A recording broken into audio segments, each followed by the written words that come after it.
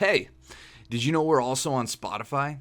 You can listen to No Offsides on Spotify while you're busting out reps in the gym, driving to your next tournament, mowing the lawn to gain brownie points with your wife because you're always gone at tournaments, or while you're getting in some much needed shooting and stick handling practice.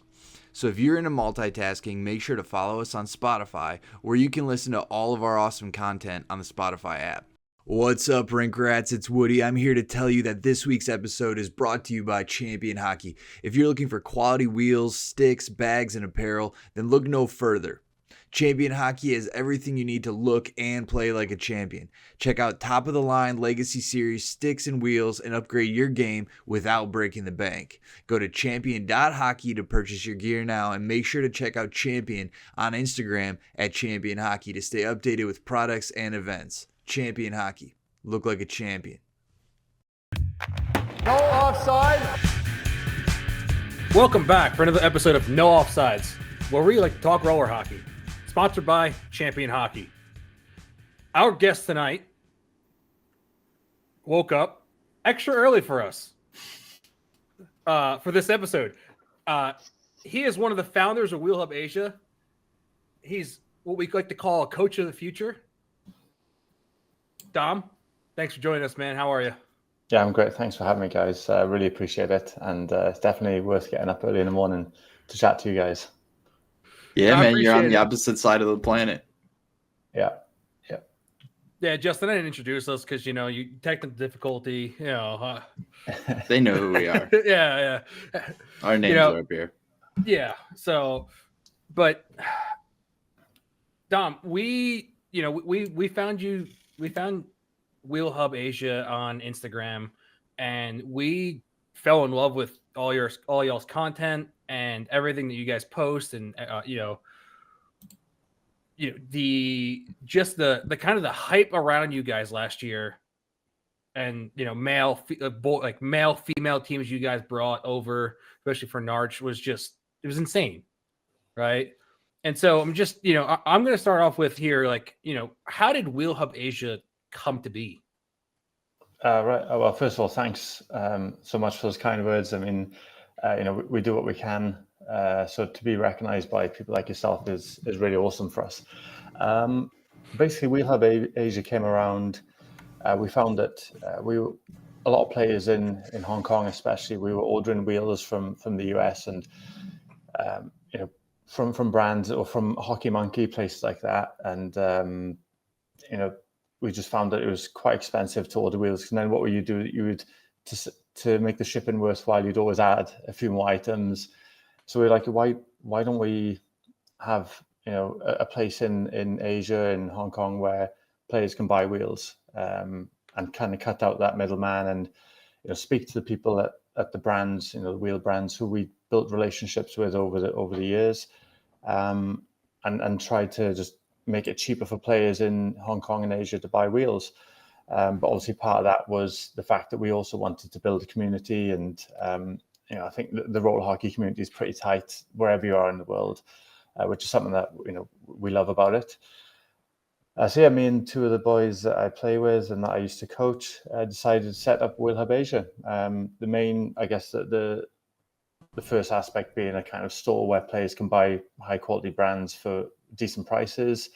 And then secondly, build that community side of it.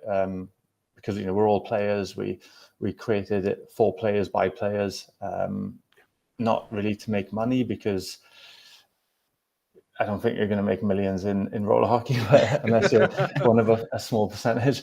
Yeah. We did it because we just wanted to help the players out and save money ourselves as well. It saves us on shipping stuff over from the States. So yeah, that's how it kind of came about, really. And this was in 2019. And then from there, it kind of grew. We decided to, are we going to send teams to tournaments? Are we going to try to run our own little kind of tournaments and leagues? And it kind of just grew, and it was really organic, which was good. We didn't put a lot of money into it. We got less money out. So yeah, we're not doing it for profit. It's more just for community building and just to meet new people and keep playing the sport as long as we can. Yeah, I mean, that's awesome, because it's something as simple as hey, we just want people to have lesser expensive gear and stuff like that. That just creates the community feel that you talk about. And I mean, you meet people one time in roller hockey community, and I feel like you just kind of like know them for the rest of existence. And then it's just like, hey, what's up, man? It's like, oh, what's up, dude? And you just kind of, the interactions can be brief, but also just, memorable at the same time.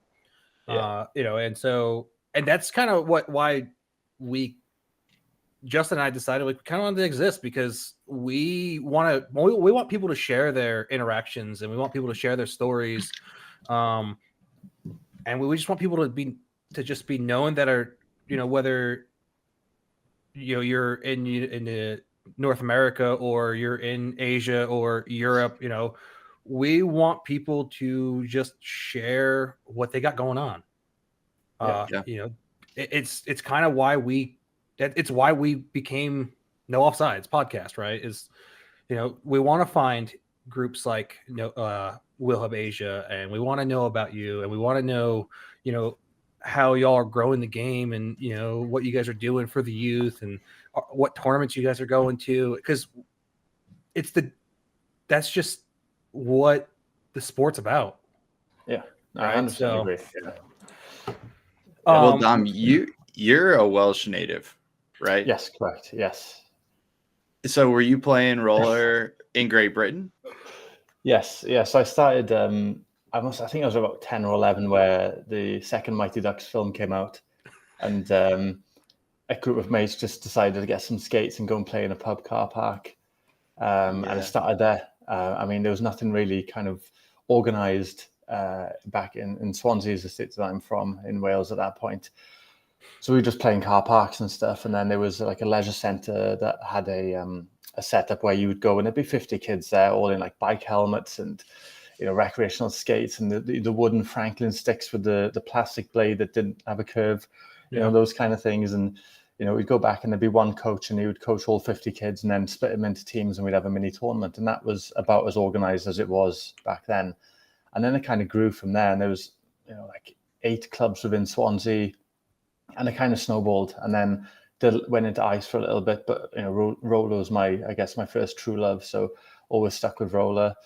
And then went on to coach our kind of regional team, the Welsh, what was be classed as the Super League team in the under thirds, or World Skate now.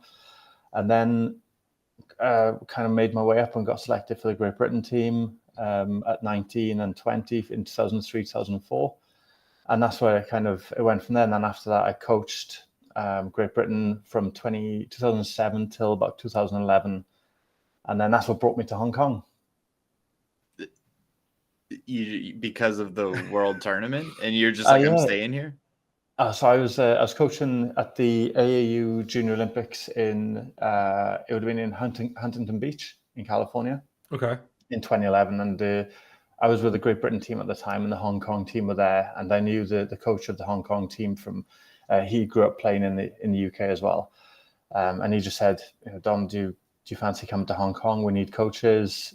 Do you fancy it? And I was like, wow, yeah, I do, but I need to speak to my wife first. I don't think she'd be too happy with me just jumping on a plane and moving halfway around the world. But and at the time I was coaching as a hobby, and I was working in a call center, and they were basically offering to pay me to do something I love doing, and that's coaching. So I spoke to my wife and my family, and my wife said, yeah, go for it. What's worst that can happen is if you're not getting along with it, you just move back. And that was 2011, and then she moved out in the July 2012, and then we've been here ever since.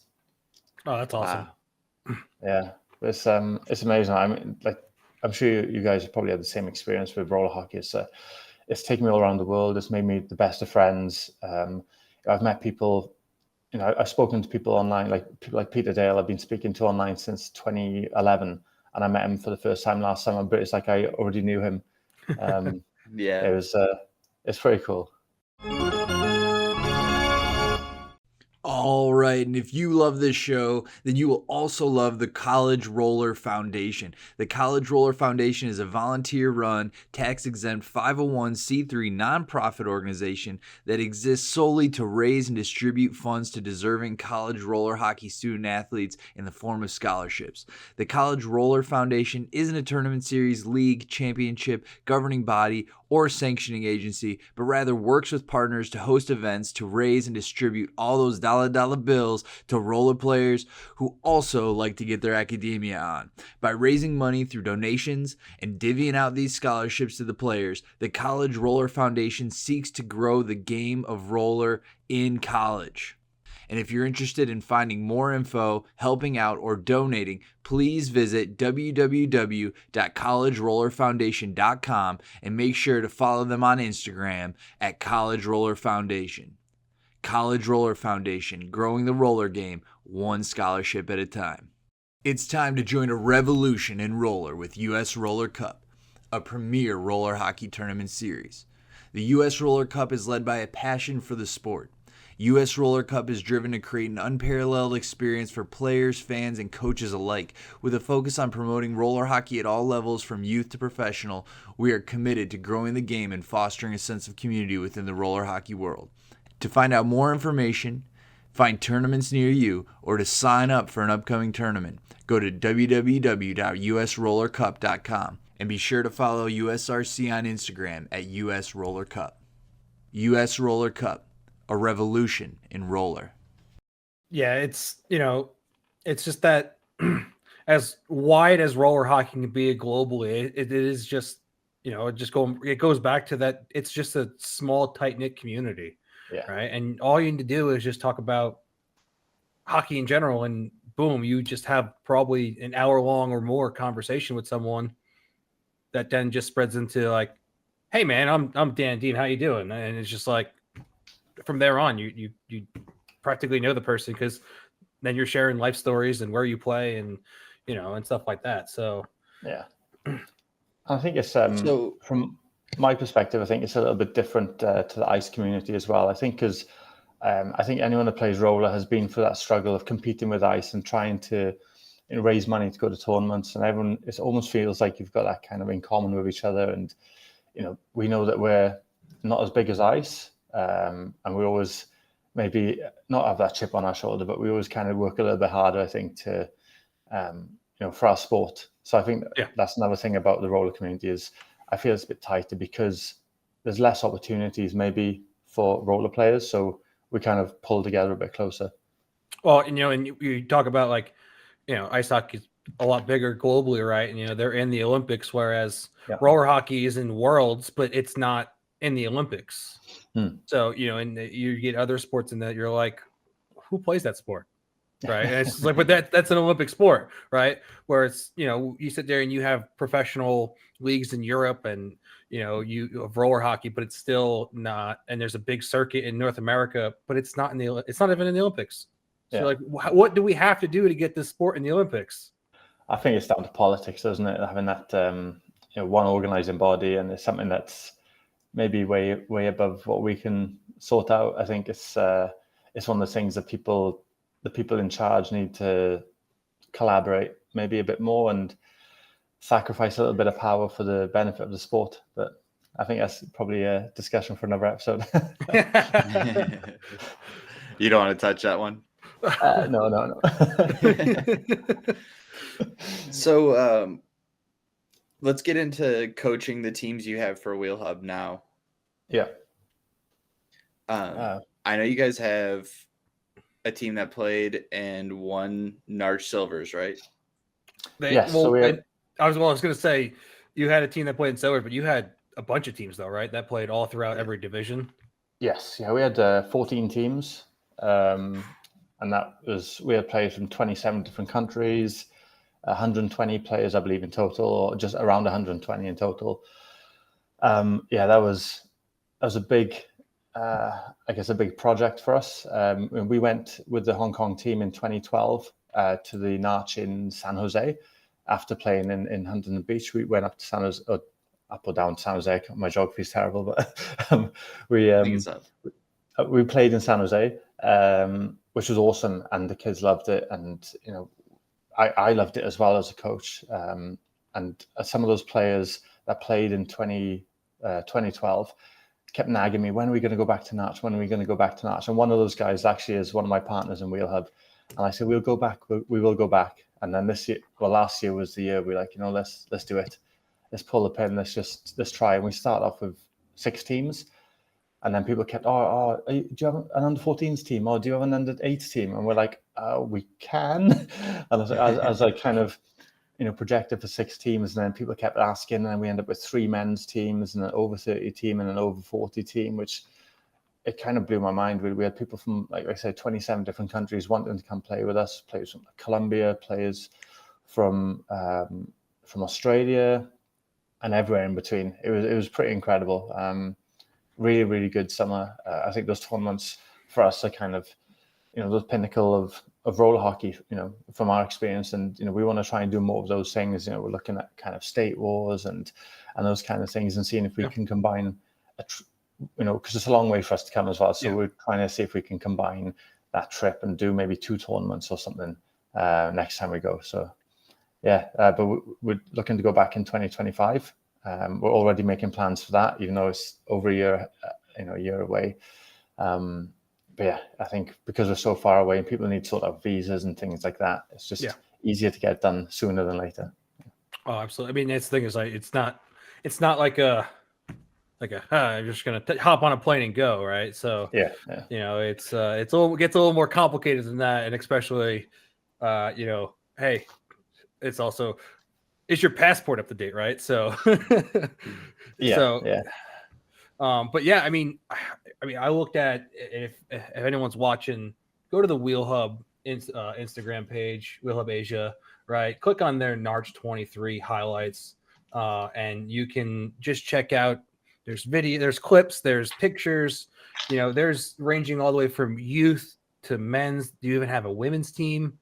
And there's just it is, and it's why we're having technical difficulty. That's what I took time to just kind of look at, and it was worth the watch. I can tell you that much. People, kids playing, adults playing, enjoying, roller hockey. There were some championships in there.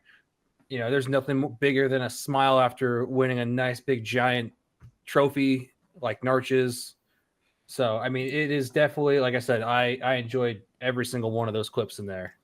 Yeah, no, it was pretty special, especially like you said, for the kids, just seeing the under 6s won silver and under 8s won gold. Just seeing the excitement that they throwing their helmets up in the air at the final buzzer, and they don't care if it's going to come down and hit somebody else. They're just in the moment. And like I said, we had kids from like Taiwan, from Hong Kong, from North America, from Australia, all playing on the same team, and they never trained together, never played together before, but they made friends for life, and they're still in WhatsApp. The parents are still chatting to each other in the WhatsApp chat groups, talking about 2025. And I think that's what it's about, is just making those lifelong friends. And all my best friends are through hockey. So, creating those kind of memories for the kids and coming away with a medal is really nice. But even if they hadn't, just, the things they learned at that tournament and the fun they had. And I remember vividly one game, I think it was against Dangle Dojo in one of the games, might be under 6 or under 8.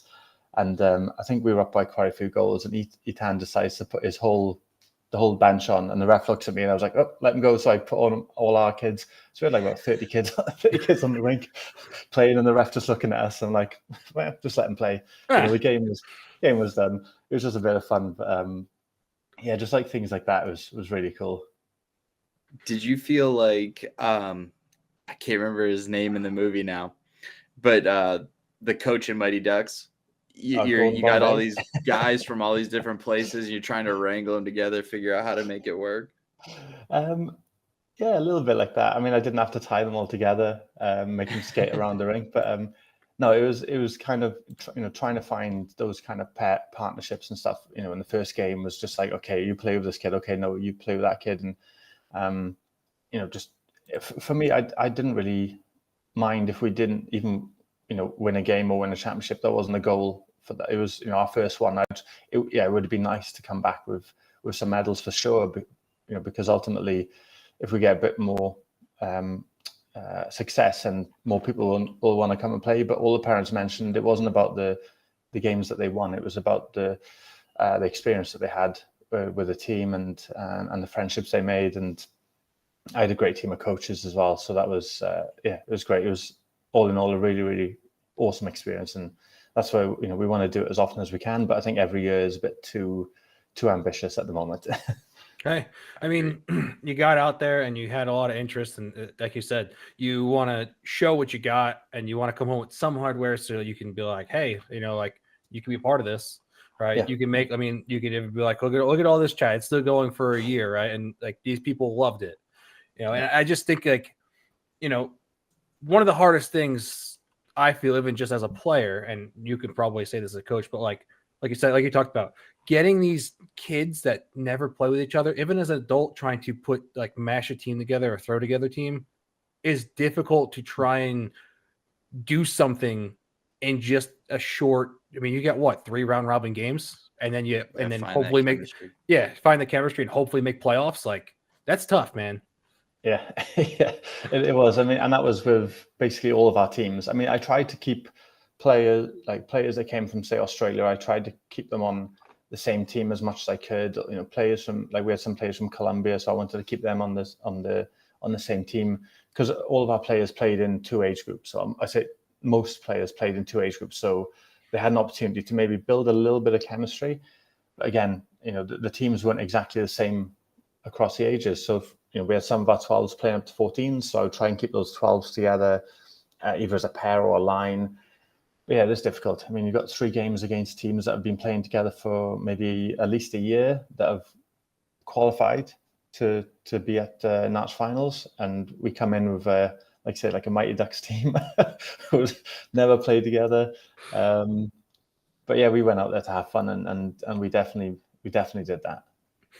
Now, there was one of those highlights in the highlight reel of which team was down 3-0 and tied it up after that was my team. Timeout. That was okay. That was the team I was playing on. That was our men's white team.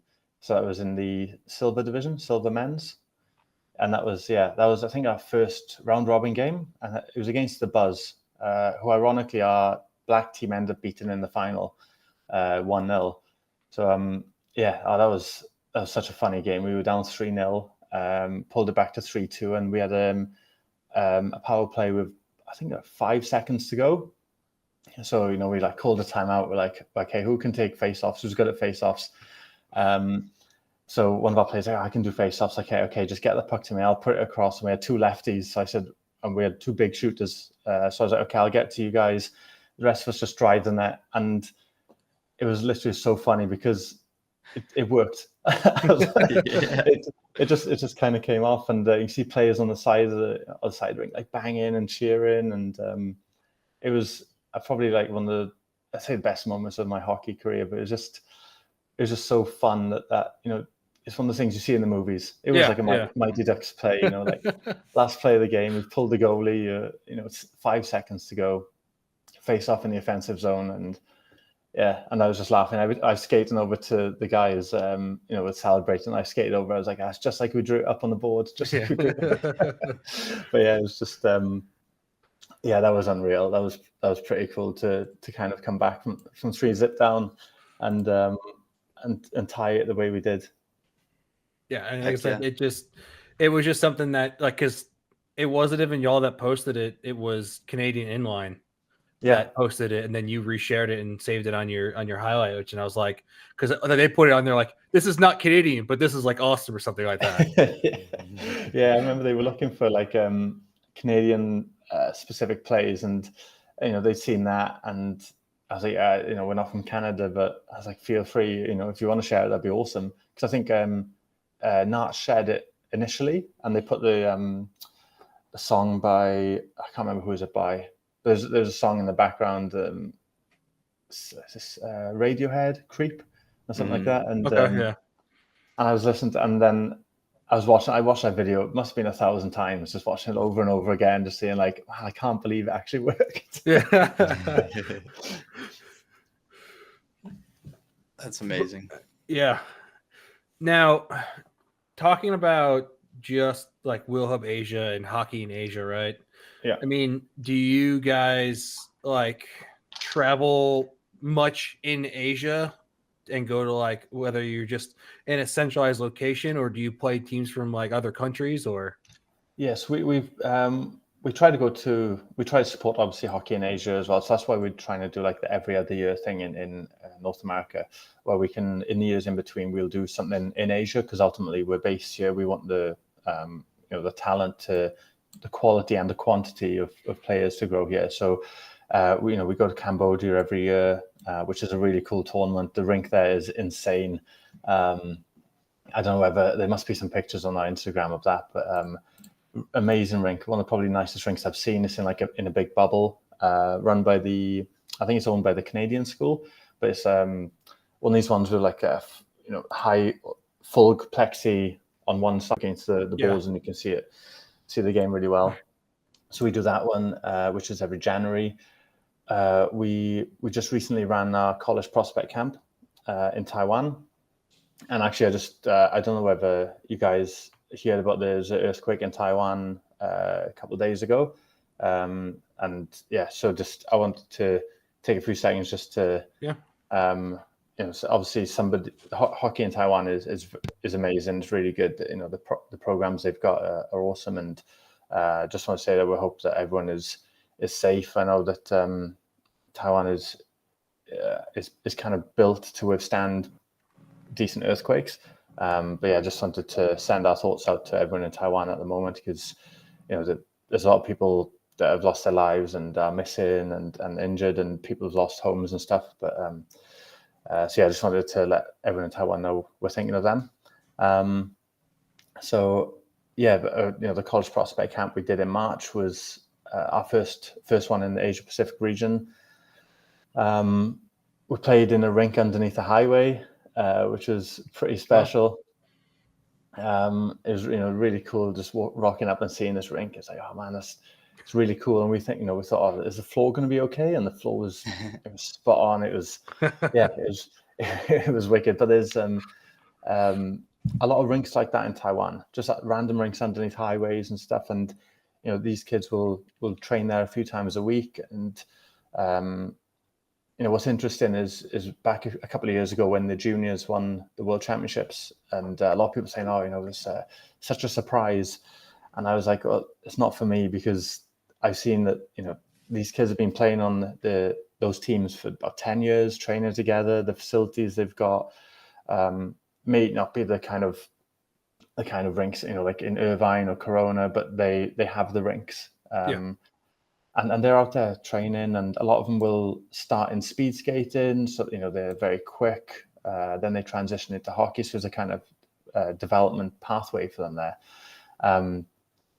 But, they've got these rinks all over the place, and they train. And the way the national team is selected, it's not actually like a tryout where players from different clubs will come together and make up the national team. If your team wins the national championships, then you are the national team.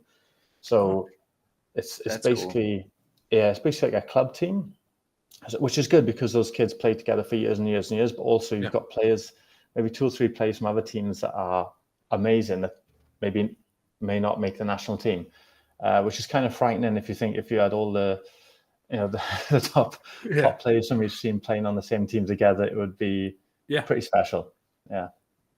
But I mean, it's nice because it probably creates more hockey because you need to do some sort of tournament to get that best team, right?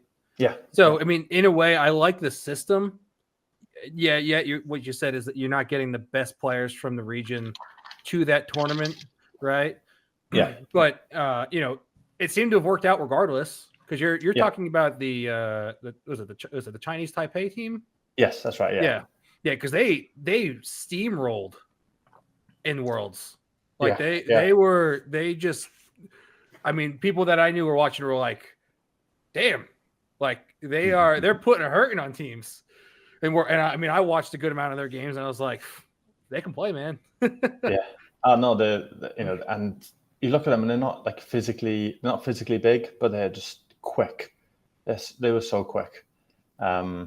but yeah, I'm hoping that with this college prospect camp now, we can get a few more of these kids across to, we have kids from Australia, Korea, Taiwan. We can get some of those across to play in the collegiate system, and then go from there. So that's our kind of plan with the college prospect camp. In terms of tournaments, there was meant to be one in Taiwan, I think around 2020, but obviously COVID put an end to that. So yeah, we haven't traveled a lot in the last couple of years, but in 2019 we did a tournament in Malaysia, or we went to a tournament in Malaysia, which has been around for, I believe, 10 years as well. So there are a few tournaments around, which we try to support as much as we can. But yeah, it's just, I mean, this for me and the other guys at Wheel Hub, it's not like a job. It's more of a hobby, if you like. Yeah. So we have full-time jobs, we have families and stuff like that, and sometimes it's difficult to get the time off work. But yeah, we try what we can. Yeah. I mean, you know, and it seemed like the prospect camp had a bunch of sponsors hop on board, right? Oh yeah. You know, and which is great because it's helping y'all improve and do more things, which is kind of, you know, that's the roller community, right?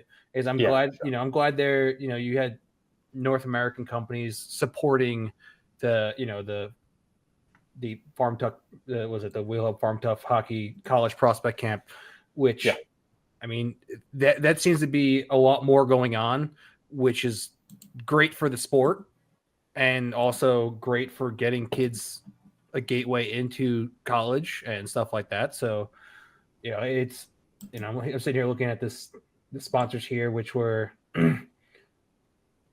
was it? Oh, we had a champion hockey, US Roller Cup, Wheel Talk Hockey, and Atom Education.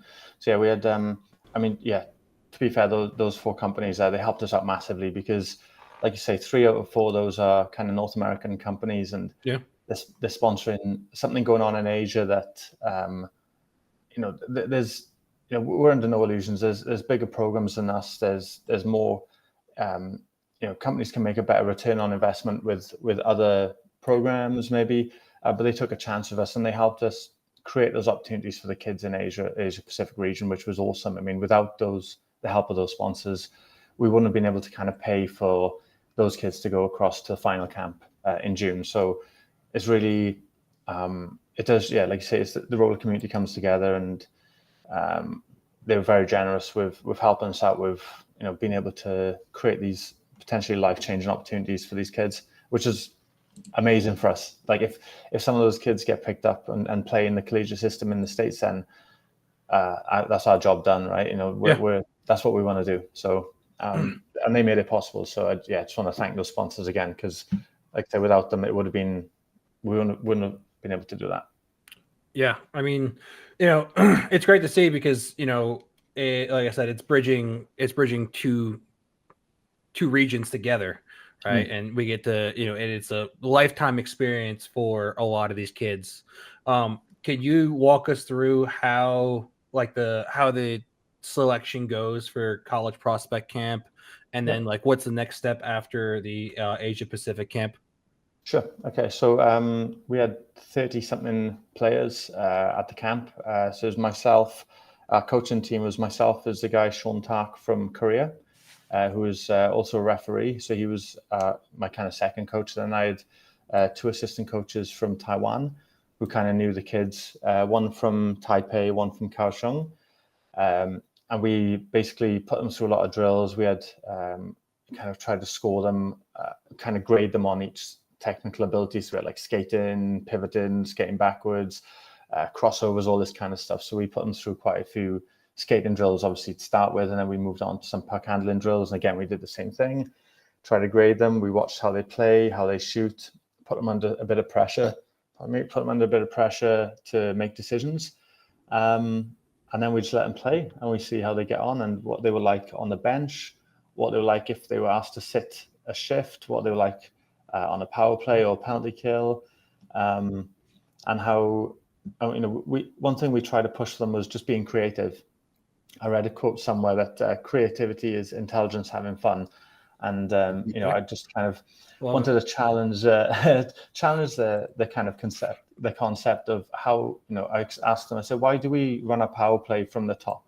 Why do we do that? And nobody could answer me. I said, what if we ran it from behind the net? What advantage would that give us? And they started thinking, oh, well, the defenders would be looking behind the net, not at the other players, that are in a scoring. Sorry, my cat just decided to meow. He wants to be on the podcast. Not looking at the players that are a threat. So it got them thinking, and I just said I'm not saying that they will definitely work, but why not try it? In this opportunity, rather than doing it in the game, there's no pressure on you at a tryout. Yes, a tryout, but just be creative. Try some things. Try, whatever it is that you want to try, just do it. Because I think a lot of people say that the people that these guys on Instagram that are doing all these tricks with the sticks, like throwing the puck up and catching it. A lot of people say is it doesn't transfer to the game, which I agree. But also the ability to do that, and it may not be throwing the puck in there, but the hand-eye coordination or the confidence or the controlling the puck, that is relevant to the game. And you see players like Sidney Crosby, tipping in, hitting the puck out of midair and that kind of thing. That you can't do that without practicing it. So I like to see them be creative. I want to see what they come up with, and just to have fun and test things out. I think there's only so many X's and O's you can draw on a board. There's only so many ways you can draw a line for that player to skate exactly along that line on a board. I think sometimes you need to let them be creative. Oh, absolutely. Yeah. I mean, I've played hockey for 28 years, and I can't throw the puck up in the air as high as these guys and catch it. So it's like, more power to you if you can, because you look sweeter. No matter, like, you can just go anywhere and do that. So, and these guys are doing stuff in halftime, like intermissions and stuff like that. And, what's cool about it is stuff like that brings more people into the sport. Yeah. But also what you were saying is like the hand-eye, right? If you can catch a puck that you throw 25 feet in the air, and regardless whether you can spin your stick or not, one, that's soft hands. Yeah. And two, that's hand-eye, because that puck's coming down probably faster than you threw it up, and then you got to catch it and cradle it. Like, yeah, you're definitely going to catch whatever weird pass you get.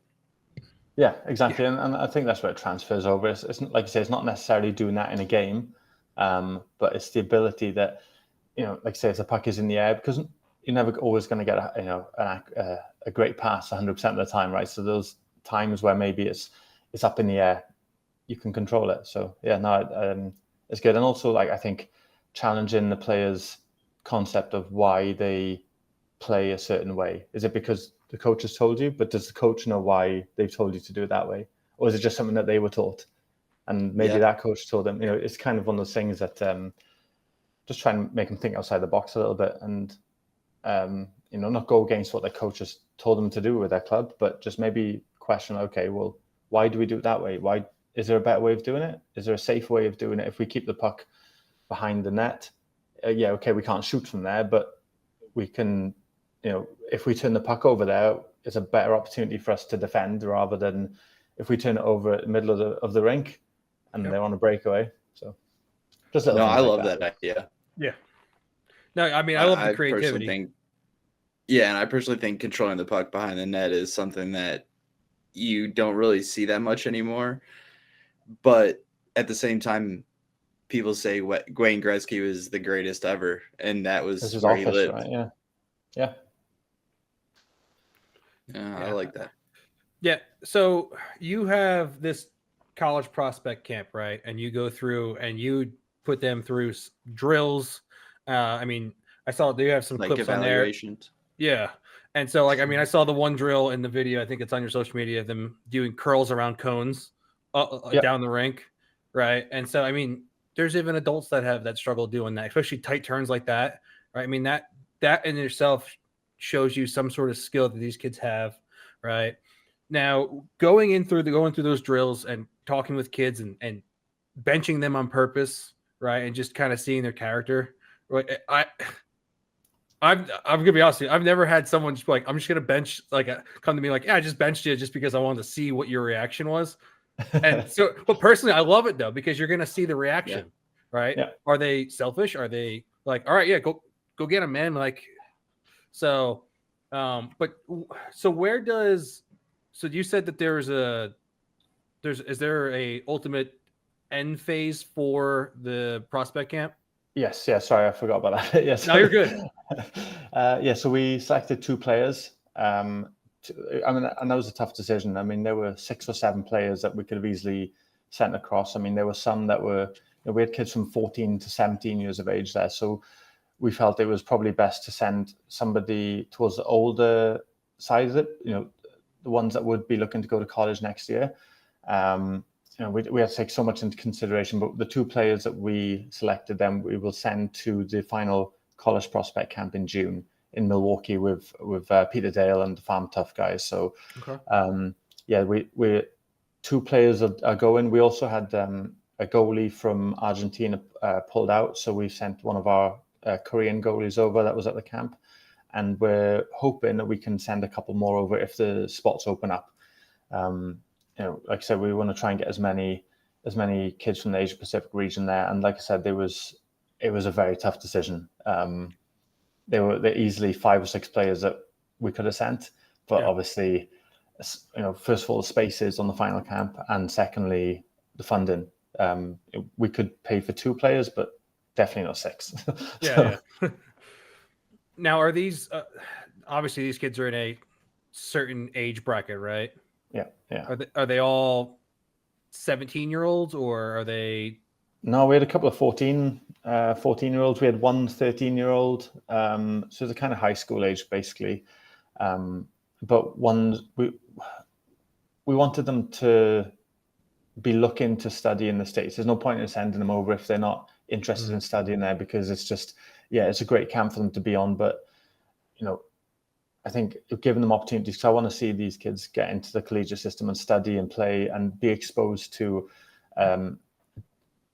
higher standard of, maybe, I don't know if a higher standard is the right term, but a different style of hockey, different coaches, and putting themselves against some of the best collegiate programs in the world, and having a couple of kids, and then when they graduate, maybe they come back and they help their youth program in their local team back in Taiwan or Korea or wherever it is, and it continues to grow organically from that. Okay. Yeah. I mean, yeah, I love that you're just like, hey, if this is not something you want to do, then we'd rather send someone that wants to, right?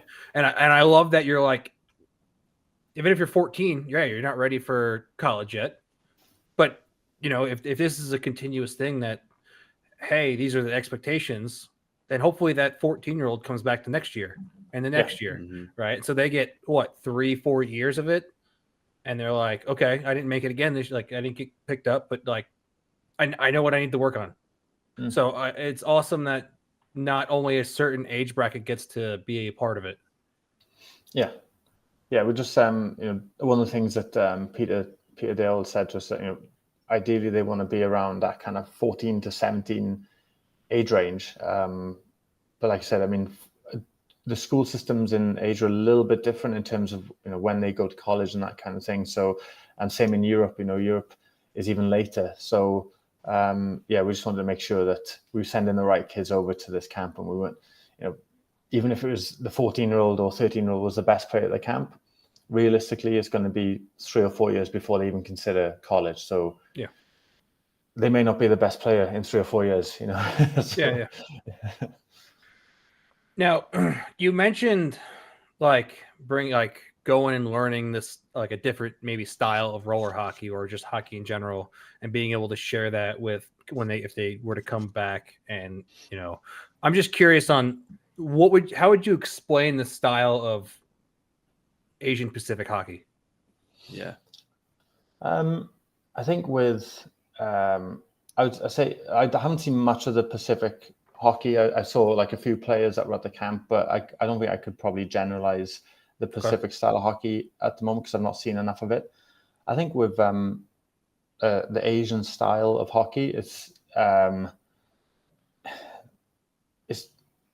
it's very fast and it's a bit more individual skill rather than team systems that you see. A lot of the North American teams will kind of slow the puck down and possess the puck and create opportunities by controlling the puck. Whereas I think the Taiwan team in particular will create opportunities by speed and there may not be a gap there, but they'll try to create a gap. Okay. So I think it's I think just they attack with pace every single time.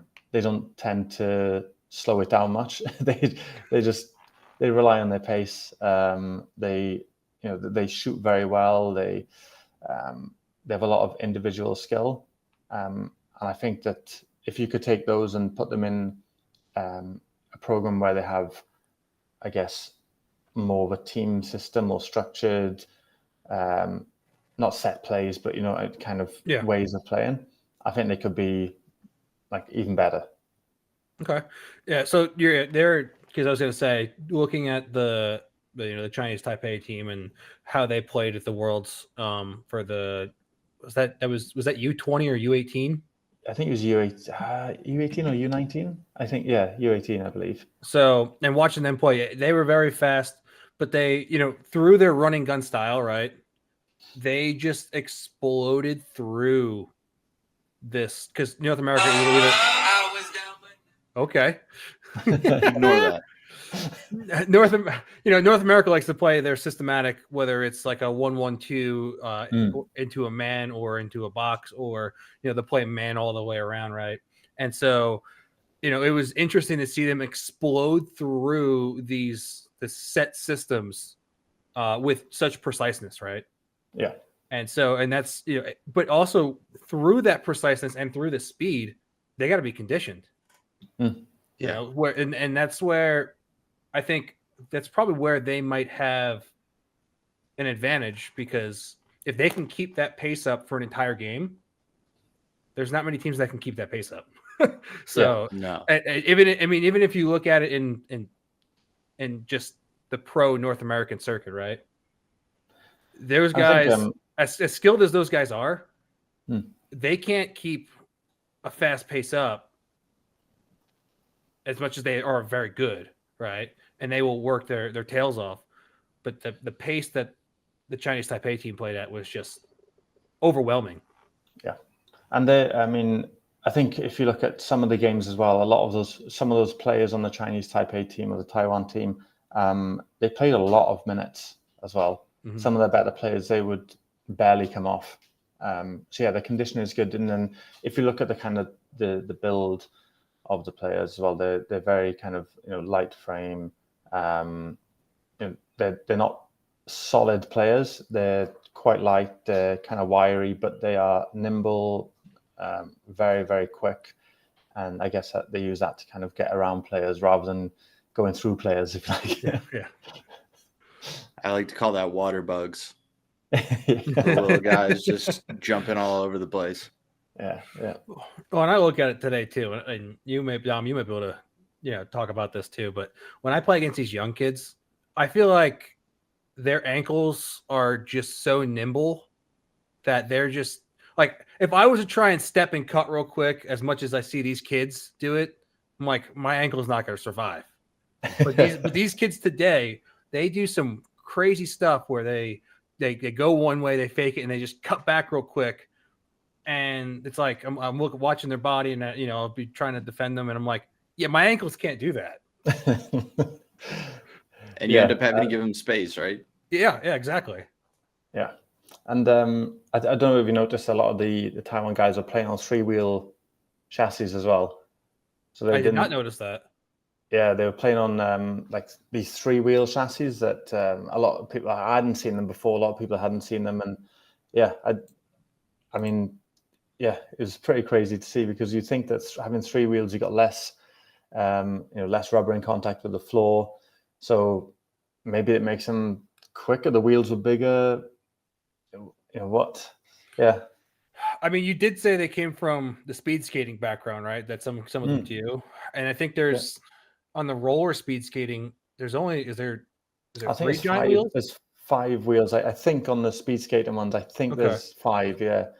But yeah, it's pretty incredible to see. I know whether that makes a difference to their agility and acceleration, but yeah, it was interesting to see. I would think it would. I mean, it's like skis. The shorter the skis, the easier it is to turn. Yeah. Yeah, I'm gonna have to do some research on that. I'm gonna have to do some research because I did not notice the 3-wheel. Yeah, I'm looking it up right now. I'm amazed. But yeah, I mean, I don't know. I'm lost for words on the 3-wheel because everyone grows up. The only time you have 3 wheels is when your skate's too small. Yep. Yeah. And you're on like a size 3 youth, and then you're like, oh, you only get 3 wheels, and then eventually you get a big enough boot, and you're like, oh, I got 4 wheels now. You can fit 4 wheels, yeah. Wow. Yeah, that might play into it a little bit. Yeah. I'm gonna do some research on it. But I mean, so coming over and playing Narch, right? Playing on a North American rink. Is there, because we usually end up comparing our rinks to like Europe or when we talked with roller hockey in Mexico and South America, that the European and South American style is kind of the same, where it's smaller rinks, smaller nets. Where's Asia fall into the realm of like regulations? So I guess it depends on which code they follow. For us in Hong Kong, we play World Skate rules, so we have the smaller nets with those big thick pipes. I guess it depends, because I know a lot of countries don't play under World Skate rules, so they play with like I guess the traditional ice hockey size nets. The rink sizes vary so much as well. Like the rink we played on we did the college prospect camp on in Taiwan was. I think around like 40 by 20 meters. I don't know what that is in feet, I'm afraid. And then, but like the one in Cambodia is probably about the same 40-ish by 20, I guess. So most of the rinks are around the 40 by 20 meter size. I believe in Taiwan, in Taipei, they have a kind of bigger rink. In Australia, I can't remember the size of the rink that let me just quickly check this one, because their rink, when I got the dimensions, I was like, well, that's a very big rink. I think it's something like maybe 50 by 25 or something like that. So a nice big rink. And personally, I prefer a bigger rink to play on. Yeah, more space. I kind of prefer more passing game. Almost like quarterback kind of role. So for me personally, and plus I'm getting a bit older now, so I'm not as quick. So, so the rinks vary, to be honest with you. I guess it depends on if they follow World Skate rules, whether they do their own thing. There's so many different variations. Yeah, if my conversions are correct, your typical size that you're playing on is pretty much European style. It's 130 by 65 feet. Right. The normal U.S. roller rink is about 185 by, is it 90, Justin? By 80. By 80? 85. Nice, yeah. Yeah, okay. I prefer those. Yeah, those rinks, especially at the kind of Irvine that we played at Natch. It's so nice to play on a rink like that. And honestly, the bigger rinks with the speed that the Asian players play with, that they're being brought up through, is actually the bigger rink would benefit them. Right. So whereas a smaller rink is going to they're going to run so fast, they're going to run out of room. Yeah. And that's what we see with a lot of the North American guys that go over and play in the Pro Europe League, is that their style helps them because they're so patient. But like these other guys, they just, when you watch the Pro European League, guys just fly right into traffic. Yeah. And then next thing you know, there's a penalty call because 2 guys ran into each other. So yeah. That's what I was gonna ask, is what's the physicality like over there? Oh, it was an eye opener for a lot of kids coming across to Natch. Honestly, the referees are so kind of strict on certain things that everything gets called over here, and then you go over there and they're like, oh, they're not calling it. I'm like, yeah, that's how it should be. But that's the North American way.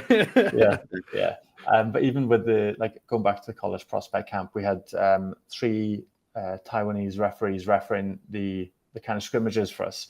And I said to them before the game, I said, listen, just don't call everything. I said, stick penalties like slashing, hooking, fair enough. But if there's any kind of body contact, try to just let it go, because that's what they're going to experience when they go to North America. So, let it go a little bit. And I think it was only like one penalty called in all 3 games, which was good in a way, but also, I wanted to see them try a penalty kill and power play. So I was like, oh, ref, just call a penalty here for something. Just want to see something. But yeah, it's totally different. I think there needs to be a kind of happy medium of, somewhere, at least if, say, North American is here and Asians here, we want to try and at least get the kids used to something in the middle, because otherwise when they go to tournaments, they're not going to be used to the physical stuff. I mean, getting a few chops on the hand now and again, and the ref doesn't call it, and you just got to get on with it. Play the whistle, but also you can't just, also you got to give it as well. Exactly. Yeah, and I mean, Justin and I have seen it. We've had an increase in guys going to smaller tournaments near where we live, and so they are like, it's eye opening. Where our league is kind of like not as loose for calling penalties as tournaments are, but when they go to tournaments, they're like, that's a call. And I'm like, you're not getting that call in this tournament. Yeah. Like you're not getting like a guy running into you and rubbing you out on the boards, right? And then you're like, dude, what the heck? You're not getting it. And now it's kind of like the style is bleeding into our own league, and people are understanding why we're not making these calls anymore. Yeah.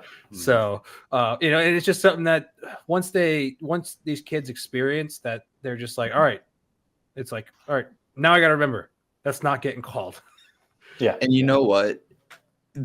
On top of that, because people don't expect the call for someone rubbing them out or going body to body with them, we're seeing people actually turn the puck around, control it, do a little bit more of a setup, because they're like, it's not worth trying to force myself through here because I'm not going to draw a penalty.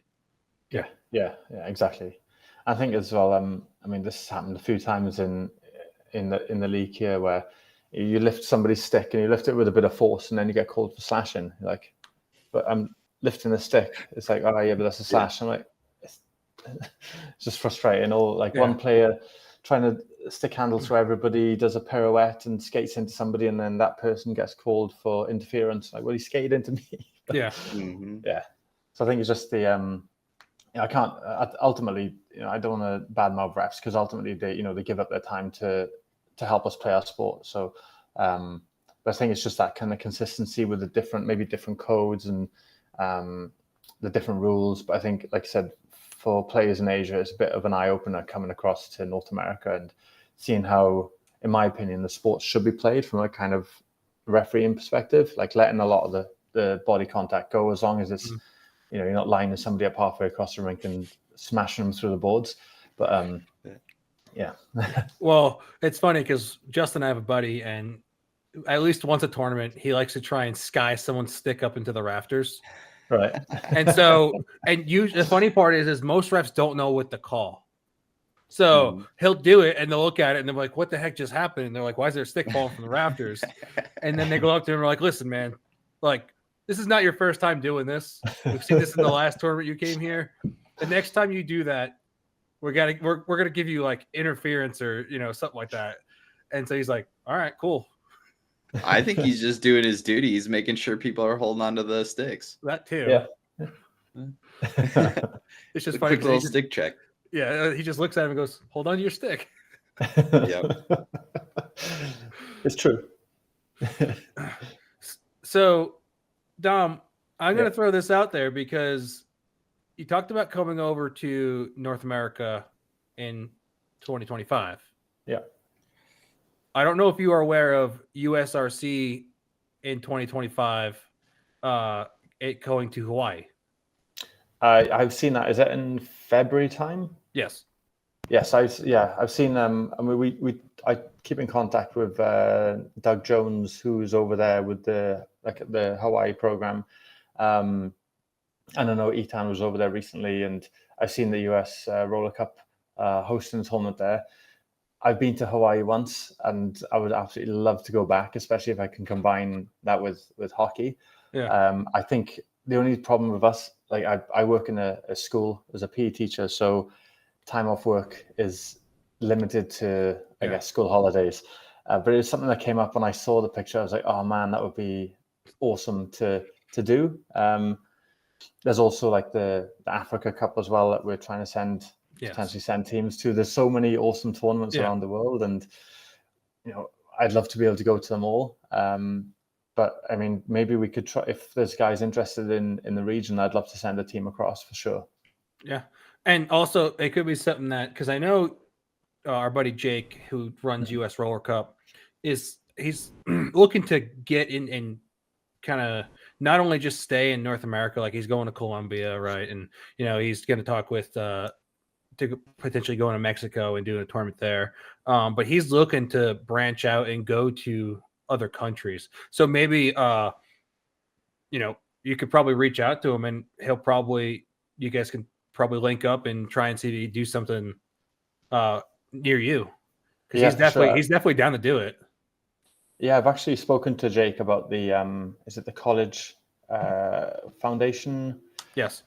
Yeah, so I've spoken to Jake, and I didn't realize it was Jake that was running it actually. When so I saw his post on Instagram, and I emailed him, and he goes, "Oh hey, I also run US Roller Cup," and I was like, "Oh okay," because we obviously they're one of our sponsors for the college prospect camp, and oh yeah, I think that would be cool having like a big tournament like that. I mean, we've kind of been playing around with the kind of idea of running a big tournament in Asia.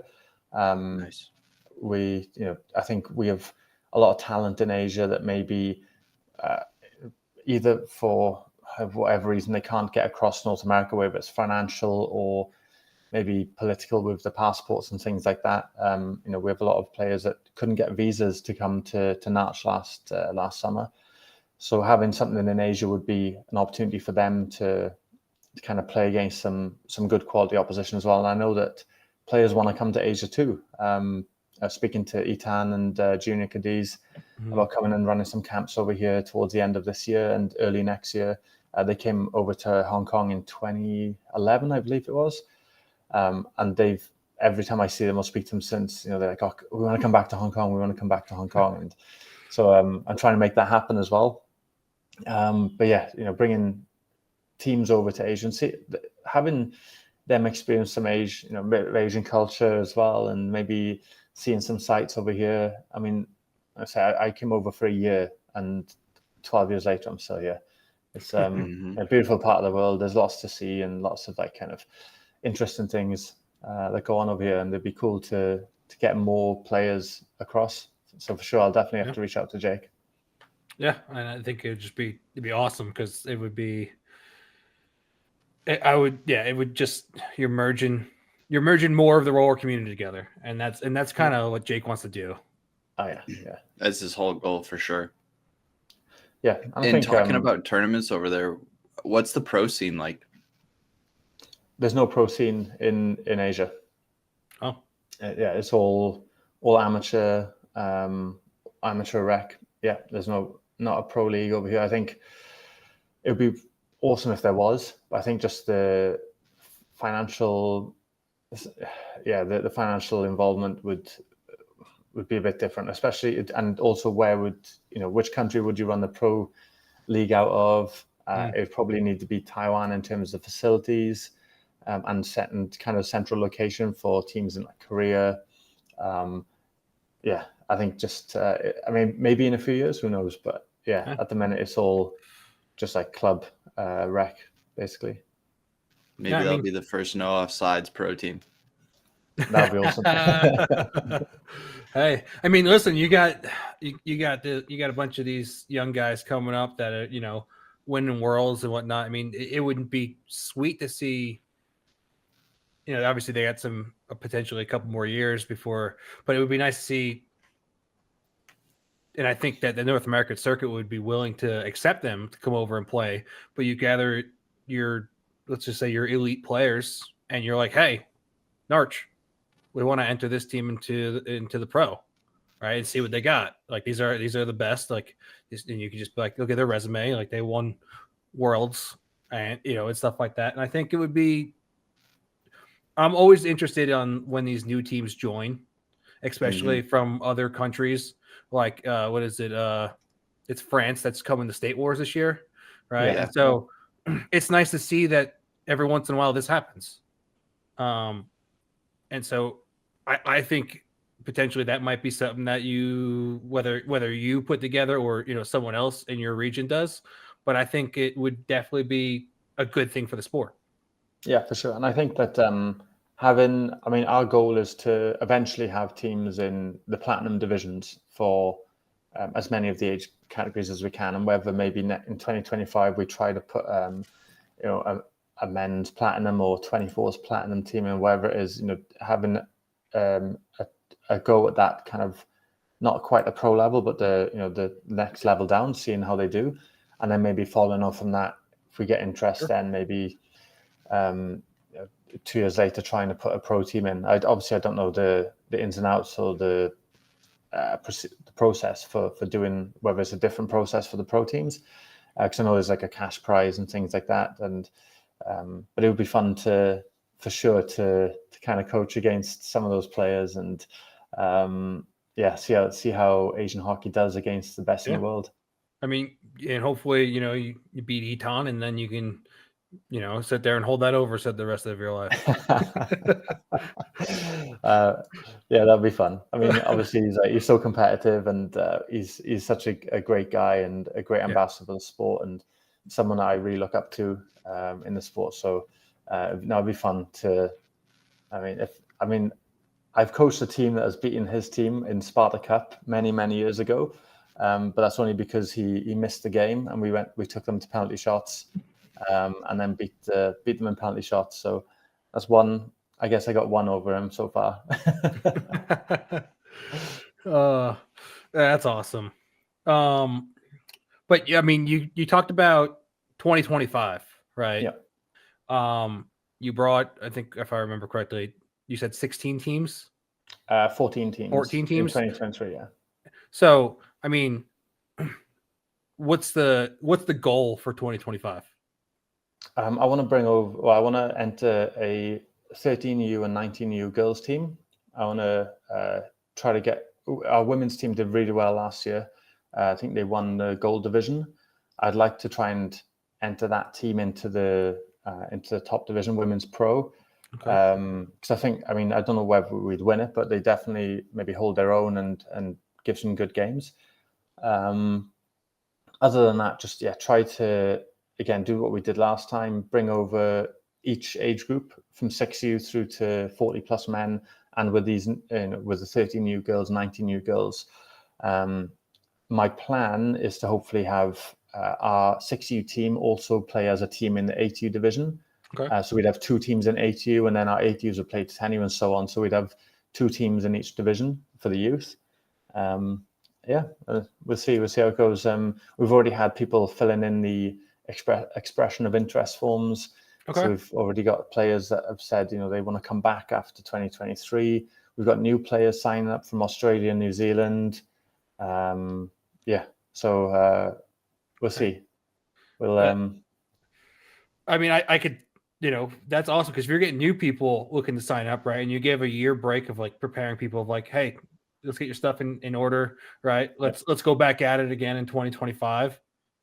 I mean, you potentially are going to be fielding even more teams, right? Yeah, I think we are going to lose. We're going to lose some players. I know some players have been picked up by other programs, or some players maybe their program didn't make finals, and that's how they were able to play with us, or something like. So there's going to be a little bit of a drop off, which we kind of understand. I mean, some kids are now playing with Dangle Dojo, so it's of course we're not going to hold that against them. It's amazing for them to go and play under someone like Itan. And get that experience, as long as that kid is playing, we don't really mind who he's playing for, so he or she is playing for. But hopefully we can pick up a few more and add in a couple more teams. Yeah, very cool. Yeah, that's pretty sweet, and and who knows? You just when you're back over in the States, you just put up a sign outside the Dangle Dojo and say "Join Wheel Hub Asia team." Yeah. Maybe we'll have to have we'll have an Asian franchise of the dojo. Yeah. The proper ninjas. Yeah. He'd like that. Yeah. Yeah, I'm sure he would. It's just the I guess we need a facility. That's the thing. Hey, Get at one of this those under the bridge facilities. Yeah. I think that's awesome. It's just like, how many people can say they played in a rink underneath the bridge, right? I mean, it's just crazy to think about. But at the same time, it's wherever you can fit it, right? So Yeah, there's land there. It's not being used. Why not? Yeah. There should be more of those, I reckon. Agreed. If we're cool to take a little bit of a left turn, sure. I wanted to talk about the fact that you also do fitness training, correct? Yes, so I was a strength and conditioning coach for 16 years. Yeah. So I kind of wanted to just pick your brain a little bit. What do you think are the most important ways to train physically for roller hockey? I think any single leg exercises, things like Bulgarian split squats, single leg Romanian deadlifts. So yeah, everyone hates the Bulgarian split squats. Yeah, Bulgaria. I hate them. Yeah, but I mean, listen, I don't think there's anyone on the planet that likes them. But if you look at the kind of movement and the muscles it develops, yeah, it's a no-brainer. Unfortunately for players, I'd say single leg stuff is probably the most important, just for the nature of skating. Hip mobility is an important one. I think there was a stat that said 85% of collegiate hockey players had hip labral issues, which is insane because that's like under 18-year-olds that are having hip problems just through the mechanics of hockey. So, hip mobility stuff, strengthening around the hips, core strength, and it's not like crunches, but things like anti-rotation exercises, being able to take the hits against the boards, or being able to, if you're skating and you get hit, being able to take that contact. I think lower body and core are the main ones. I mean, obviously everyone wants to do the chest guns so they look good on the beach, but there you go. Yeah. I think those would be my kind of go-tos. Anything like lateral lunges or Cossack squats, things like that. Those would be probably the main ones I would say for hockey players, for skaters in general. Yeah, it's funny that you mentioned just like lunges and stuff like that, and like single leg stuff, because I actually just got back in the gym after nursing a back injury that I couldn't do much with my lower back. I could still play hockey, but I couldn't do much lifting because that's what really beat it up. And so I just kicked my rear on Monday on just doing lunges, walking lunges with kettlebells, and which terrible idea. And then today I just start from that as well. Today was it was one leg standing on a box jump doing squats with one leg squats. So I'm glad I'm doing the right thing. Yeah, definitely. I think just looking at what the sport requires is, I think with most sports as well, I think being able to do stuff like single leg stuff for any sport really, and even things like basketball or rugby, football, whatever sport you play. I think if you play in a sport that's like an invasion game or on a court or field or rink, and you're running or skating, you need to do single leg stuff. It's for me, it's a no-brainer.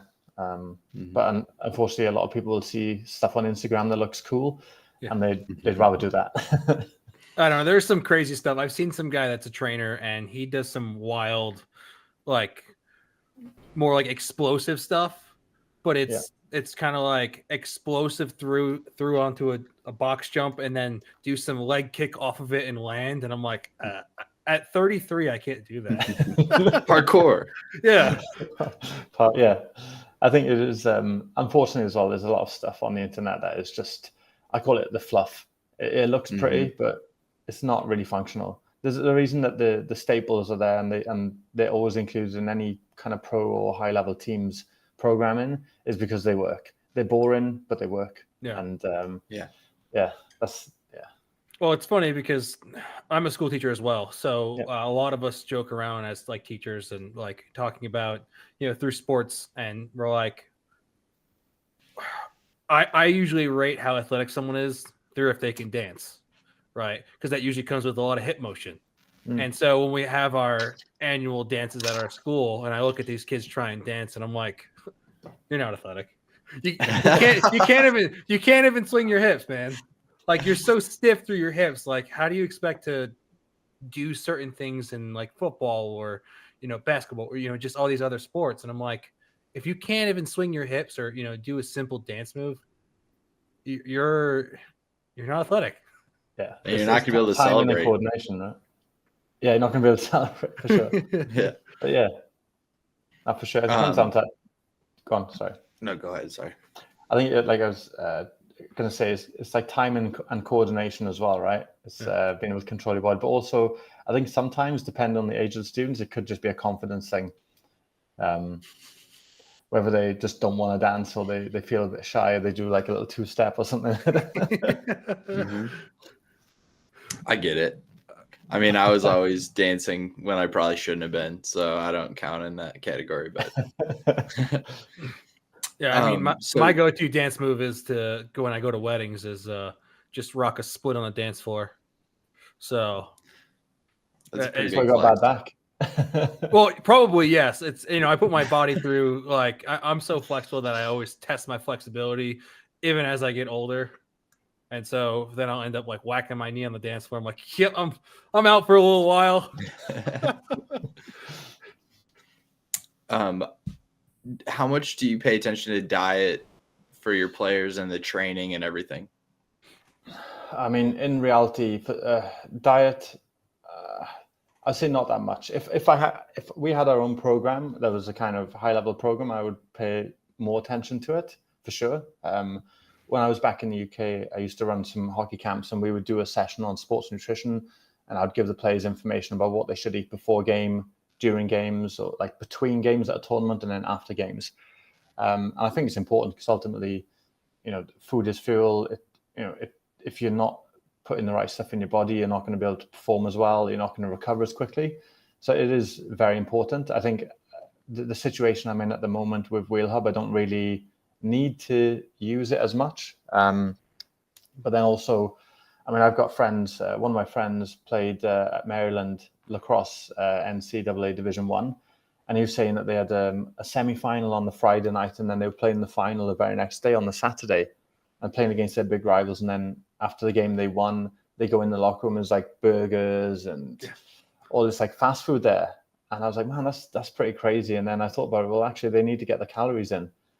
They just need to, get the calories in because they're playing the next day, and it kind of makes sense. So I think being open-minded as well about where you get your calories from. If you need calories, if you're playing in a tournament, you need to get something in you. And the reality is, most places, like a rink, they're not going to be serving, like fancy food, right? It's going to be quick food.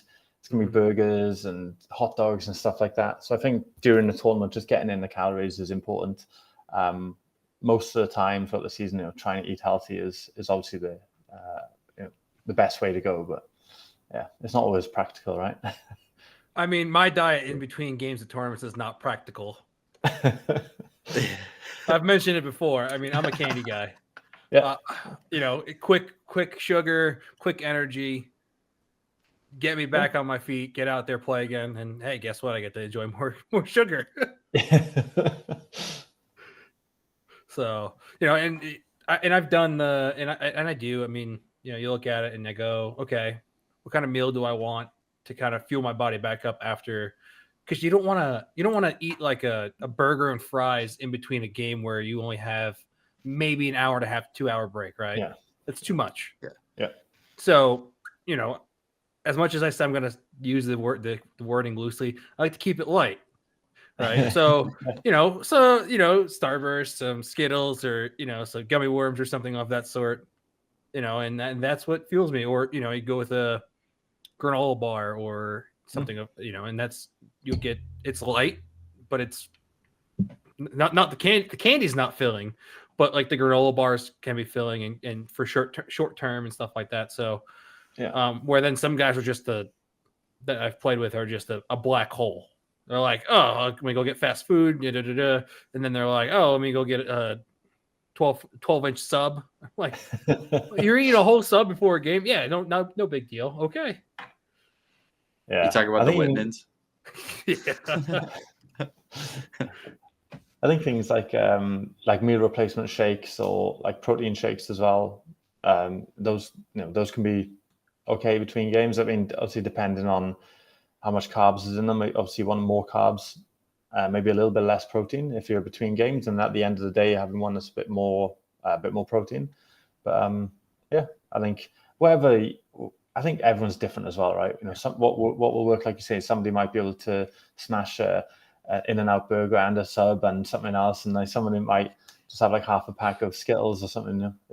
Whatever works for you. I guess it depends what you've eaten the night before as well, right? What fuel you still have left in your body. Well, I could say the last tournament Justin and I went to, we were in the pizza mecca, and so it was nothing but pizza for like 3 days, and it's from where I'm from. So, and I'm like, and at that point I was like, guys, can we eat something else? Nope. We're running off of only pizza. Nice. Yeah. So it wasn't that bad either. No, I couldn't do it right before the game, but no. I mean, I did wake up and have that cold slice of pizza though. So I think leftover pizza is probably the best, right? But yeah, I mean, it's always good to pick people's minds on, what I don't know what word I want to use here scientifically, or what is recommended for in between activity of any sport, but but also then getting into what works for people, right? Because like you said, some people I eat candy, some people will eat a full meal between games and not be affected by it. Some people will be hunched over throwing up in a garbage can, right? So everyone's different. Everyone's digestive system works differently, and some people can get away with eating trash all weekend, and others are like, nope, salad with chicken and stuff like that. So it's always interesting to pick people's mind on that. So I appreciate it. No problem. I remember kind of growing up, my mum would bring down a big tub of pasta. We'd be eating that between games. I was like, oh man, it's a bit too heavy. To stuff it in your mouth. You feel like, oh man, it's going to feel be sick when you're playing. But like I said, I think it depends on the individual. For the most part, obviously, keeping the muscle glycogen levels filled is going to be a good thing. So kind of in between games, like high GI foods, like say like the sweets, the gummies, stuff like that is going to help for sure. Dan's waiting for the proof. Yes. And then chicken wings afterwards. Oh, 100%, always. With a couple of beers to wash it down. Yeah. See, I just got my full tournament weekend approval right here just today. He must also go to Dylan's. That's great though. And I don't know a ton about other sports and how their tournament systems work, but roller's its own animal where you might be playing 4 games in a 8-hour period. Yeah. And that's a lot of calories. And also I remember one in Nats last year, I think we had one game, it was like 20-1 in the morning, so it's like 12:40 p.m.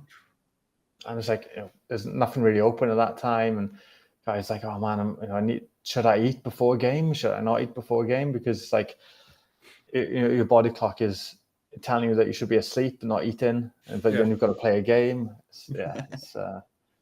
Yep. And I have not had I have not been able to make it out to a Narch tournament. But if it's anything, I'm sure it's something close to tours and state wars where certain divisions are just the gauntlet, where there's 20, 30, 40 teams, and playoffs is just constant. It's like you win and you turn back around in a short time, you're playing again. And you turn back around and you're playing again. So, and you just, at that point, it's the war of nutrition, right? It's the war of whose bodies are going to last the longest.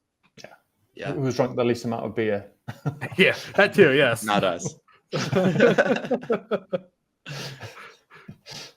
So, can we talk about this league that I'm finding on the Wheel Hub website, 3 in line?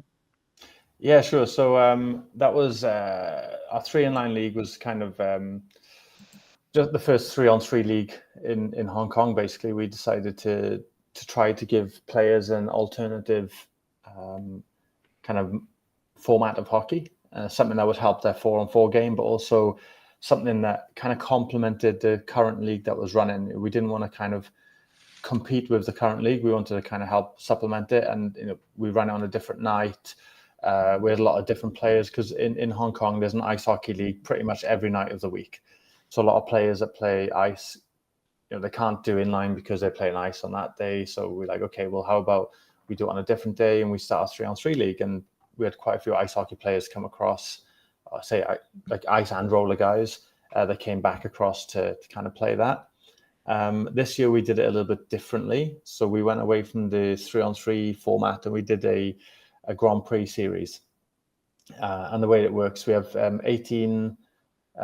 16 players and 2 goalies registered for the league as a kind of cut off at that number. And then there's 8 games across the season. Each player will be a captain once. And then you win points for turning up. You lose points if you don't turn up. Because one thing we found is players, I guess it's not just a problem here, but players will kind of be a bit flaky sometimes unless there's a punishment for not turning up. So you lose points for not turning up. You win 3 points if your team wins, and if you're a captain, you win a bonus 5 points if your team wins. So and every Sunday night there's a draft for the team for the Tuesday. So the teams change every week. So you're playing with and against different guys. And it's basically just a bit of a different format. So we got a good group of guys there. We got 2 teams every week. And it was just a bit of fun. One of the other guys just thought of this or had heard about this kind of format, and we're like, yeah, why not? We'll give it a go.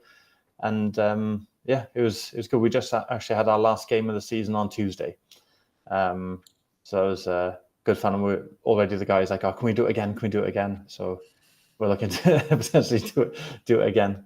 Yeah. Which is interesting too, because most people revert to the Ironman hockey system, 4-on-4. Shorter games, like no more than like 12 to 15 minute games, right? And so it's interesting because I honestly have never heard of that format of style. I don't know if it's not, and I could just be out of the loop with it, but from all the hockey that I follow on social media, I don't think I've come across it at all besides Wheel Hub. So, no, we hadn't heard of it either ourselves until one of the guys mentioned it. We play 4 20-minute periods as well, with maybe 2 minutes between the periods. Just try to get as much rink time as we can. And our rink is outdoors, and it can get pretty hot and humid here as well. So it's pretty interesting seeing how we're faring at the end of the game compared to at the start. But yeah, we just wanted more rink time for the guys. We don't train out here either, so there's no kind of club programs in Hong Kong, which is very different to a lot of places. So we just we use the 3 in line, and we're using this kind of Grand Prix series as almost a bit like a trainer session to be able to get on the rink a bit more, get on the wheels, skate, shoot the puck a bit, because otherwise it's just the Monday night league that we play in, and it's difficult sometimes to just kind of go from nothing to that once a week without any training or any other hockey. So, yeah. And, it's just also something different to keep roller hockey interesting too. Yeah. Yeah, exactly. Yeah. I like it. Yeah. I mean, it's definitely, anything that's interesting, I'll consider stealing the idea. I'll go for it. Yeah, exactly. We'll take a commission. Was it royalties, right? Yeah. You got it. But I think it's just fun playing with different guys every game, and playing against guys that you haven't maybe played against before. Me and the Wheel Hub guys, we tend not to play on the same team on our Monday night league. I think last time we played together was over 5 years ago, and then the last game of the season just now on Tuesday, we played on the same team again for the first time. So it's nice to kind of play with the boys and have a beer after the game and stuff. It's good. Like I say, keep it interesting, a bit different, something that doesn't kind of compete with what's already going on, but something that kind of complements it and hopefully attracts more players to the sport. Okay. Yeah. Love it. Yeah, what's the go-to beer after the game? Little Tsingtao. Well, normally Tsingtao. Yeah. Tsingtao is pretty good. It's cheap. I'll say Tsingtao for now. Yeah. Nice. Yeah, I was in Beijing one time, and my buddy was like, "This is what you want, man," and it was like 79 cents a beer. Oh, so cheap. Yeah. But in Cambodia, for anyone that's interested in coming to Cambodia to play in the tournament, there's draft beer for 75 cents in Cambodia. So Sold. Well, yeah. We could probably get all our guys out there with that information. Just think of the money you save by drinking 75-cent beer. They'll pay for your flight and hotel, right? Yeah. Hey, for 75-cent beers, you don't need a hotel. You just pass out. Yeah. Oh, man. That's awesome. Justin, do you want to hit him with some rapid fire? Rapid fire? Ooh. Yeah, man. All right. Don't think too much about this. All right. Just kind of go right off the dome. What is your favorite part of roller? Community. Good answer. If there's something you could change about the game, what would it be? Oh, wow. For me personally, make the goals a lot bigger so I get a chance of scoring. Like indoor soccer nets? Yeah, something like that. Same outdoor soccer nets. All right, there you go. What are your favorite drills to run with your youth teams? Oh, man. Anything that flows, anything that keeps them engaged and keeps them moving, to be honest with you. I don't have a kind of set one that I prefer, but anything that gets as many of them involved as possible and kind of keeps flowing. Yeah. Very cool. Is it the same with your kind of more advanced adult level?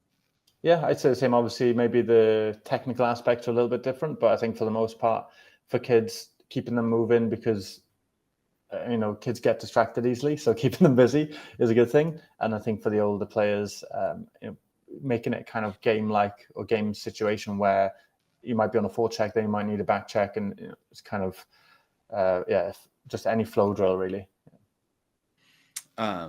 What sport do you think carries over the best to roller hockey? I mean, other than ice hockey. Yeah, other than ice hockey, maybe box lacrosse. Okay.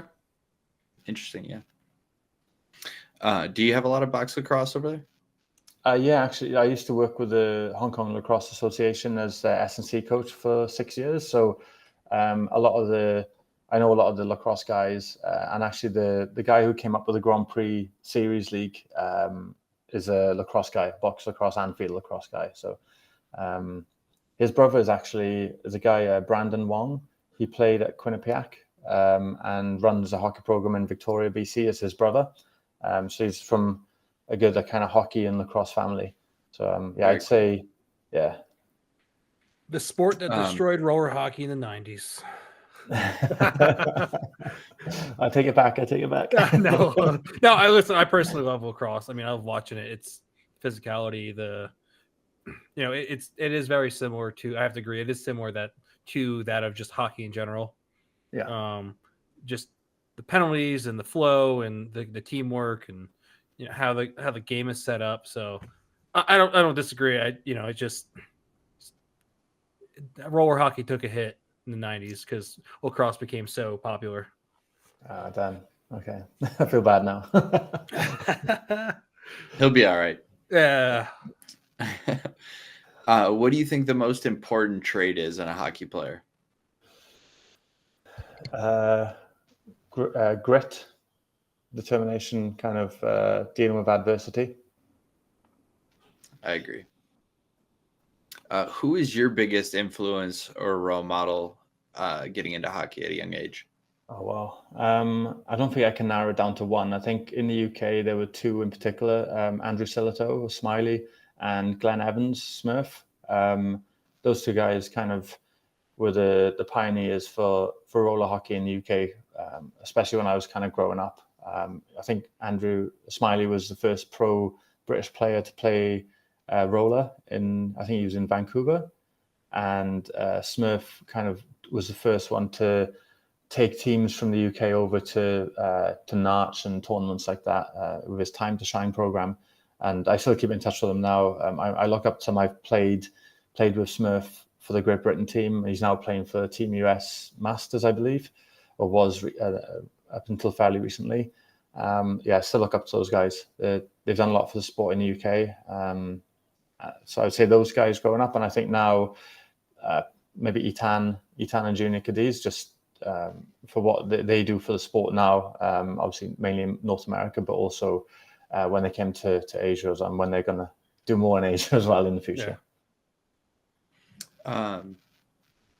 If they want to be on the podcast, go ahead. And that's what I was just going to say. Is that there, I feel like I was going to say, Justin, looks like we got two more guys we're going to start targeting to try and get on the podcast. 100%. I know that they're both still involved in hockey, Smiley and Smurf.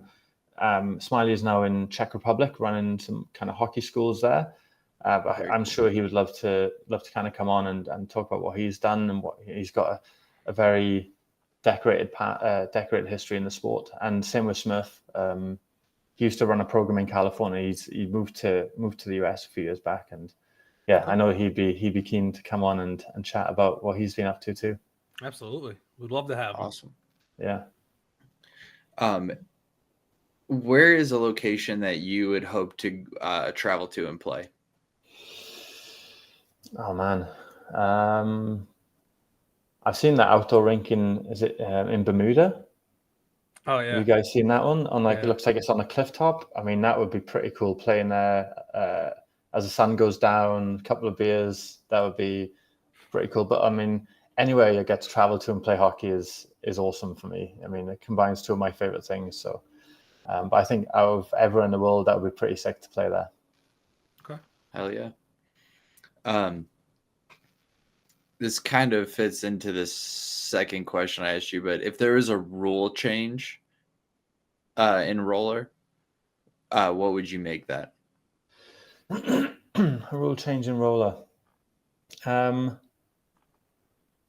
something that we tried in the 3-on-3, which I think it kind of worked pretty well, is instead of having penalties, you have a penalty shot, and all the other players have to line up on the goal line, the opposition goal line, so they kind of, as soon as the whistle goes, they can kind of back check and chase you down. I think something like that would be pretty fun. Instead of, I mean, for some penalties, maybe maybe not a slash or something like that, but maybe interference or some of the less injury causing penalties, maybe. Okay. Yeah, I like that. It kind of makes it more like soccer, football, like where you got to kind of take it and the play just starts and goes from there. Well, and I think 3 Ice actually does something similar to that too. For just because they want the flow of the game to stay, they don't do penalties, right? So they're like, okay, you get a breakaway, you pretty much get a breakaway, and everyone has to try and catch up to you. Yeah.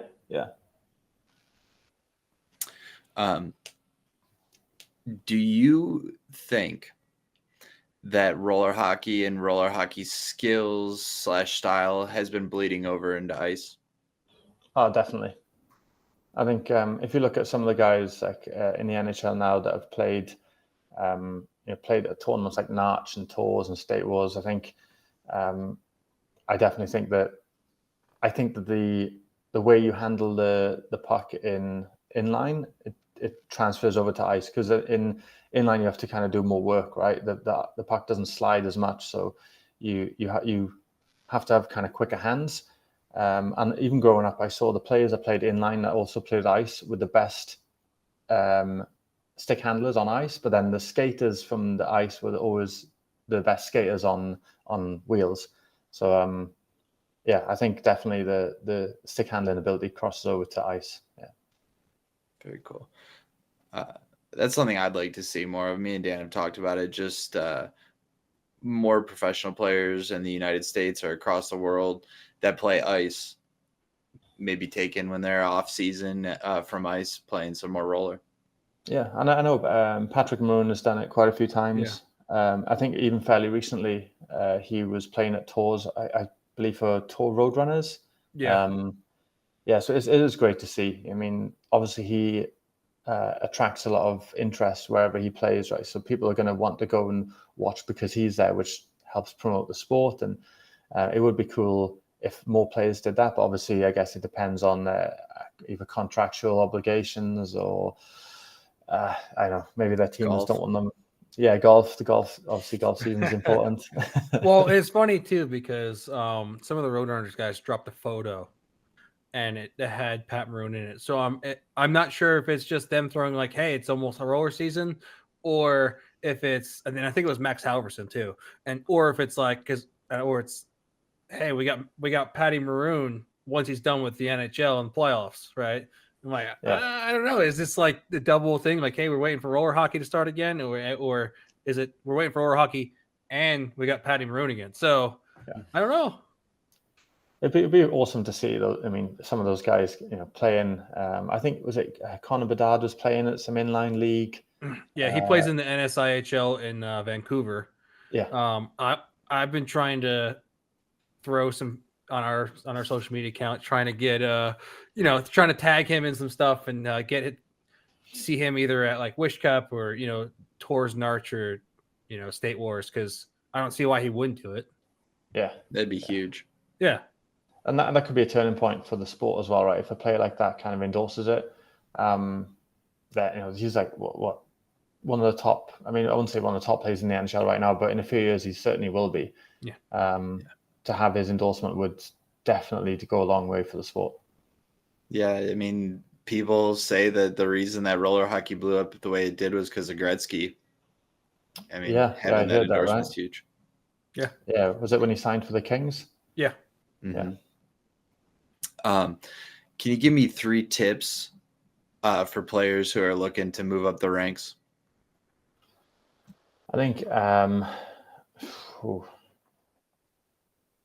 I'd say focus on, or at least consider your fitness in terms of stuff you do in the gym or like off the rink. I think watch games, because I think you learn a lot from kind of watching top level guys play. And I think just apply yourself 100% in training. When you're on the rink, focus on what you're being told, what the coach is telling you to do. Give it 100% effort, even if you're not the best player on the rink. At least if you're putting in the effort and listen to coach, then you'll get better. Love it. Yeah. Last question. This one's hard. Okay. Do you have fun? Of course, yeah. Even waking up early was a lot of fun, and I really appreciate, like I said before, the names you've had on the show so far have been some very high caliber names, and it's just an honor to be on the same podcast as some of those guys, and I hope your listeners enjoyed too. Oh yeah. Hey. It's been super cool to hear about everything going over there in Asia and everything you have going on with Wheel Hub. We wish you nothing but luck, man. Thanks. Yeah. I appreciate that. And hopefully after March 2025, I'll be able to come back on and give you an update. Absolutely. We'd love to have you back. Yeah. Awesome. Thanks, Dan. Thanks, Justin. Yeah. So make sure if you're watching, subscribe to the channel, leave your comments whether you rewatch the VOD. And if you're forechecking roller hockey, don't let up, because there's no offsides. I'm Dan Dean. I'm Justin Wood. Dom, thanks for joining us so early in the morning. We appreciate you. You're welcome. Thanks, guys. No offsides. Thank you, guys. Have a great day.